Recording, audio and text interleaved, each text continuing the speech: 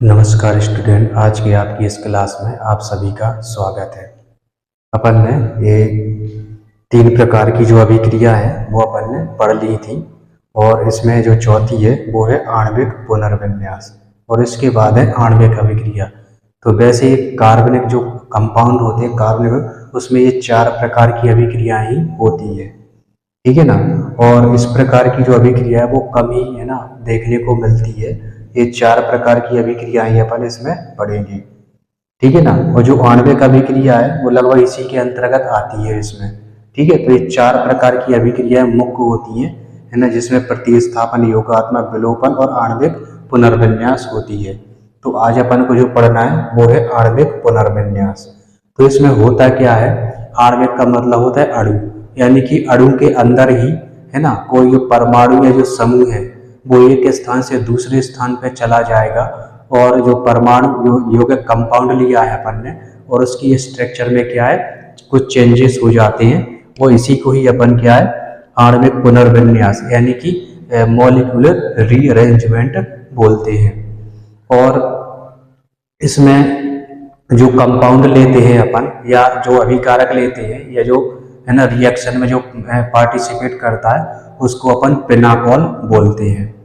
और इसके बाद जब रिएक्शन हो जाती है या रीअरेंजमेंट हो जाता है तो पिनाकोलोन बनता है, इसलिए इस अभिक्रिया को है ना पिनाकोल और पिनाकोलोन अभिक्रिया भी बोलते हैं। पिनाकोल,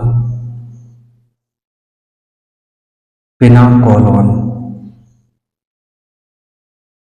पिनाकोल, पिनाकोलोन अभिक्रिया बोलते हैं। पिनाकोलोन पुनर्विन्यास अभिक्रिया बोल दो या फिर पुनर्विन्यास बोल दो, ठीक है। पिनाकोल, पिनाकोलोन पुनर्विन्यास भी बोलते हैं क्योंकि जो अपन कंपाउंड लेते हैं वो होता है पिनाकोल, ठीक है। और इसके बाद जो बनता है उसको बोलते हैं अपन पिनाकोलोन, ठीक है। तो इसलिए इसको अपन है ना इस पुनर्विन्यास को पिनाकोल, पिनाकोलोन पुनर्विन्यास बोलते हैं। पहले इसकी अपन परिभाषा देख लें कि वह अभिक्रिया जिसमें कोई परमाणु, वह अभिक्रिया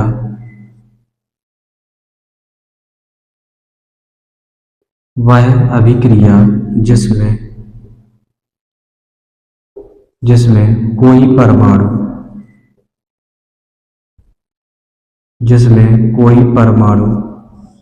या समूह, कोई परमाणु या समूह अणु के अंदर ही या समूह अणु के अंदर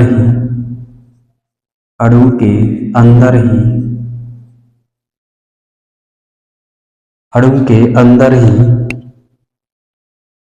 एक परमाणु से दूसरे परमाणु पर एक परमाणु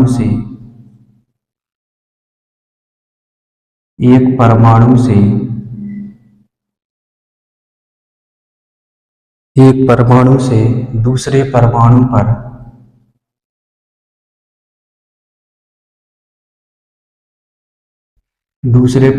पर अभिगमन माइग्रेट हो जाता है, माइग्रेट कर जाता है या अभिगमन कर जाता है, अभिगमन कर जाता है या फिर चला जाता है, अभिगमन कर जाता है, अभिगमन कर जाता है, आणविक पुनर्विन्यास कहलाता है। आणविक पुनर्विन्यास, आणविक पुनर्विन्यास, आणविक पुनर्विन्यास कहलाता है।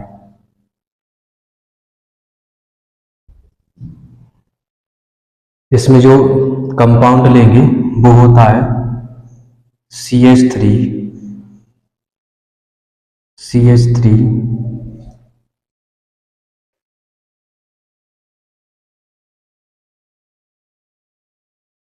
यहाँ पे CH3, यहाँ पे OH बॉन्ड C, यहाँ पे CH3, यहाँ पे CH3 और यहाँ पे OH, ठीक है। इसको बोलते हैं अपन पिनाकोल, ये जो कंपाउंड है इसको बोलते हैं अपन पिनाकोल। पिनाकोल। इसका जो रीअरेंजमेंट कराते हैं तो इसमें से H2O है ना बाहर निकल जाता है। ये जो H2O है ये बाहर निकल जाता है इसका, ये H2O बाहर निकल जाता है और इसके बाद ये बनता है CH3 बॉन्ड CH3। और ये जो CH3 है वो यहाँ पे आ जाता है, ये OH हट गया और इसका H है ना, तो ये यहाँ पे आ जाता है, तो ये CH3। इसके बाद बॉन्ड C और यहाँ पे CH3 और यहाँ पे आ जाएगा आपका डबल बॉन्ड O। ठीक है, यहाँ पे क्या है डबल बॉन्ड, ये O बचा है तो ये बॉन्ड, ये वाला बॉन्ड यहाँ पे आ जाता है, डबल बॉन्ड हो जाता है। इसको बोलते हैं अपन पिनाकोलोन। पिनाकोलोन इसको बोलते हैं अपन पिनाकोलोन। और इनका IUPAC नाम देखें तो ये IUPAC नाम हो जाएगा इसका पहले नंबरिंग करेंगे 1 2 3 4। ठीक है, तो इसका जो नाम हो जाएगा वो होता है 2,3 डाई मेथिल है ना, दूसरे कार्बन पे मेथिल, तीसरे कार्बन पे मेथिल, दो हो गए तो डाई मेथिल क्या है ब्यूटेन, या इसको लिखो ब्यूट। और दूसरे और तीसरे पे है ना ब्यूटेन है, 4 कार्बन तो ब्यूट, और दूसरे और तीसरे कार्बन पे क्या है OH है, तो इसमें लिख दो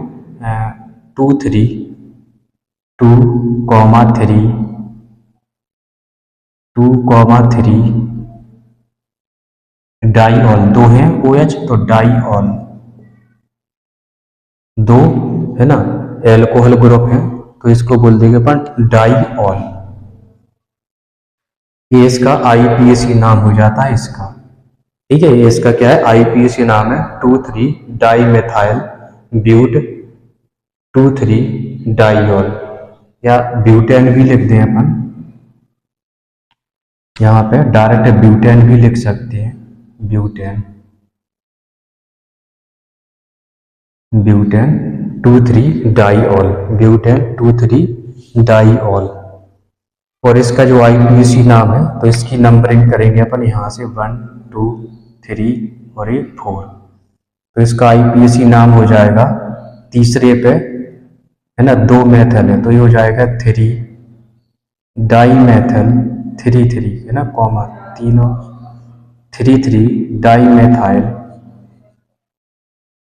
3 है ना, तीसरे पे दोनों है इसमें तो 3 डाईमेथाइल क्या है ब्यूटेन है, तो लिख दो ब्यूटेन। और दूसरे पे क्या है, दूसरे पे है इसमें कीटोन ग्रुप तो इसमें लिख देंगे 2 ऑन।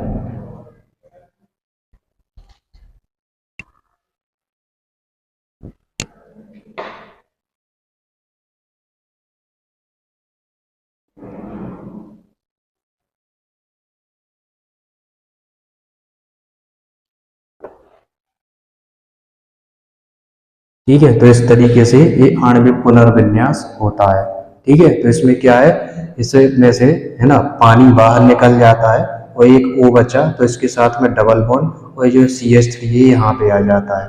ठीक है, तो ये मेथिल क्या है, ये इसको मेथिल शिफ्ट भी बोल सकते हैं क्योंकि मेथाइल का एक कार्बन से दूसरे कार्बन पे है ना शिफ्ट हुआ है, या मान के चलो ट्रांसफर हुआ है, स्थानांतरित हुआ है, तो इसको अपन है ना मेथिल शिफ्ट भी बोल सकते हैं।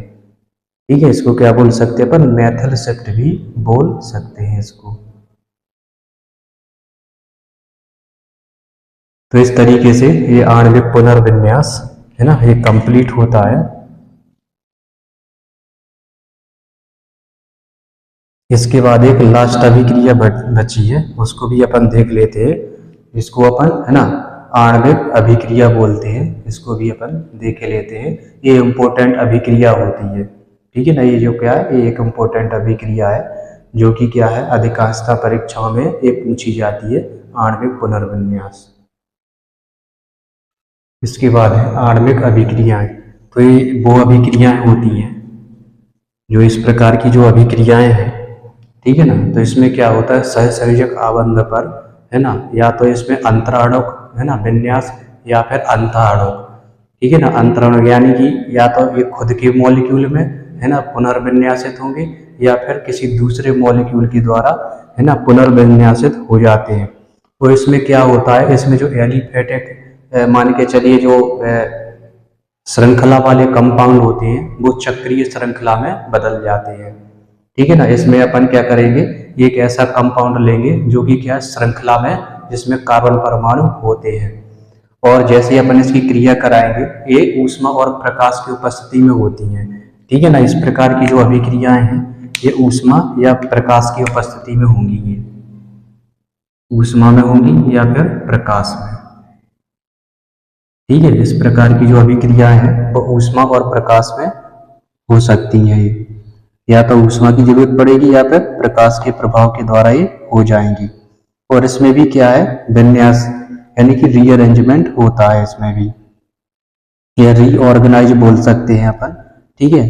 तो ये अभिक्रियाएं हैं जिनमें सहसंयोजक आबंध पर या तो अंतराणुक रूप से या फिर अंतराणुक रूप से इसमें चक्रीय संक्रमण अवस्था आती है, ठीक है। तो इसका उदाहरण देखेंगे, ये है 1,3-ब्यूटाडाइईन, इस तरीके की, ठीक है।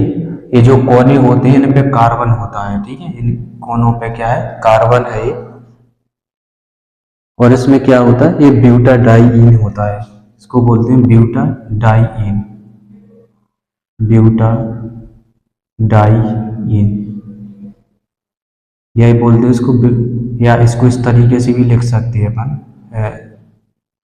CH2 bond CH2 bond CH2, इसमें डबल बॉन्ड होता है इसमें, ठीक है। यहाँ पे CH बस आएगा, इस तरीके से भी इसको लिख सकते हैं, है ना, 2 2 4 2 4, ठीक है। या इसको इस तरीके से लिख दो या फिर इस तरीके से लिख दो इसको, ये भी क्या है, और 1,3 बोलते हैं इसको, है ना, पहले पे डबल बॉन्ड है, और 1 2 3 4, तो इसको 1,3 इसलिए बोलते हैं क्योंकि पहले पे, है ना, डबल बॉन्ड है और तीसरे पे डबल बॉन्ड है ना, इसलिए इसको 1,3-ब्यूटाडाइईन भी बोलते हैं, 1,3-ब्यूटाडाइईन भी बोलते हैं।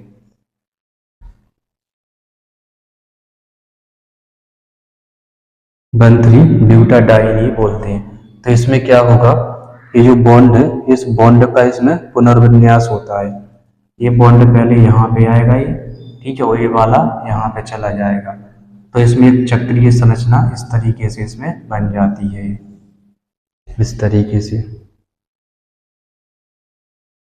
और इसमें जो बॉन्ड होगा वो अभी, है ना, डॉटेड लाइन की संक्रमण अवस्था में होता है, अभी ये बॉन्ड बना नहीं होता, ठीक है। ये क्या है, बनने वाला बॉन्ड, यानी कि बॉन्ड का फॉर्मेशन होने की पहली स्टेज होती है, पूर्ण तरीके से बॉन्ड इसमें क्या है, बना नहीं होता है, लेकिन आगे चलकर ये बॉन्ड क्या है, ये आगे चलकर ये बन जाएगा पूरा बॉन्ड, और एक तरह की चक्रीय संरचना ये बन जाएगी, ठीक है, इस तरीके से। और इसका नाम होता है, ये है साइक्लोब्यूटीन, इसका नाम होता है साइक्लो यानी कि चक्रीय साइक्लोब्यूटीन, या चक्रीय ब्यूटीन भी बोल सकते हैं इसको, ये इसका नाम होता है। इसमें H लिख दो, यानी कि प्रकाश की उपस्थिति रहेगी इसमें, या इसको अपन गर्म कर देंगे या फिर गर्म करने पर, ठीक है, ऊष्मा देंगे या फिर प्रकाश की उपस्थिति में क्रिया हो जाएगी, ठीक है। और इसमें क्या है, साइक्लोब्यूटीन बनती है, यानी कि ये जो श्रृंखला वाले कार्बन है वो एक चक्रीय श्रृंखला में क्या है, बदल जाते हैं, ठीक है। तो इस प्रकार की ये जो अभिक्रिया है इसको, है ना, अपन आणविक अभिक्रियाएं कहते हैं,